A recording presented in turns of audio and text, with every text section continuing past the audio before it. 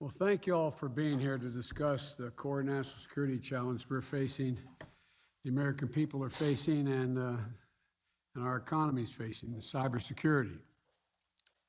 We've seen time and again how the technologies we rely on, from our cell phones to pipelines to the electric grid, can become targets of hackers and criminals.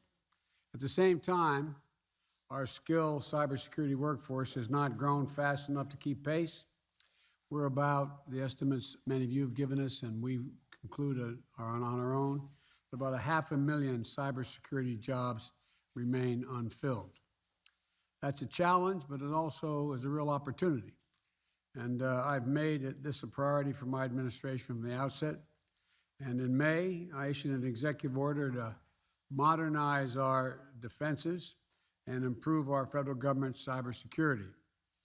Because of that order, government will only buy tech products that meet certain cybersecurity standards, which will have a ripple effect across the software industry, in our view, ultimately improving security for all Americans. We've launched a 100-day initiative to improve cybersecurity across the electric sector. That initiative has already resulted in more than 150 utilities that serve 90 million Americans being deployed and or committing to deploy cybersecurity technologies that are extending that initiative as to gas pipelines as well next. That's where we're going.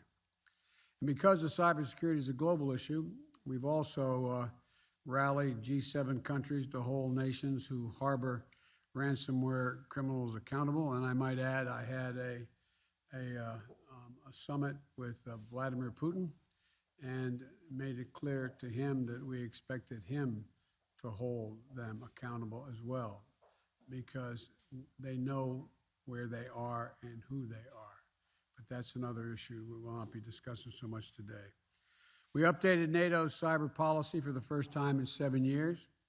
And today, my team is hosting a meeting bringing together 30 of the nations, 30 nations to step up in their fight against ransomware. But the reality is, most of our critical infrastructure is owned and operated by the private sector, and the federal government can't meet this challenge alone.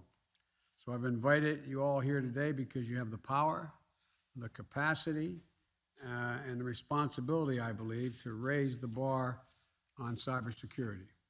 And so ultimately, we've got a lot of work to do, and thank you all very much, and thank the press for being here. We're going to go private now.